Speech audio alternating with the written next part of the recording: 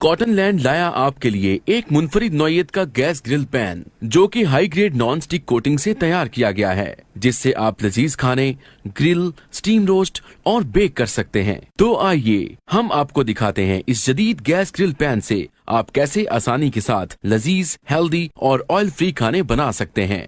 पूरी मुर्गी लें और पैन में रखें और लें जनाब, आपका ग्रिल चिकन तैयार है। आप चाहें तो पूरी मुर्गी को ग्रिल करें या चिकन स्टेक बनाएं या घर बैठे लजीज चिकन पीस ग्रिल करें। आप इसमें फिश भी ग्रिल कर सकते हैं। गैस ग्रिल पैन से पहले बीफ और चिकन ग्रिल करना या स्टीम रोस्ट करना इंतहाई मुश्किल था। बीफ लें, ग्रिल पैन में रखें तो ले जनाब, आपका ग्रिल्ड बीफ तैयार है। इससे आप ईद उल अजहा के मौका पर मटन चॉप्स, मटन स्टेक आसानी तैयार कर सकते हैं। और कबाब बनाना तो निहायत ही आसान। आप खुद भी खाएं और अपने मेहमानों की इस त्योहार पर दिल खोल कर तवाज़ो कीजिए। अब आपको रेस्टोरेंट जाने की जरूरत नहीं।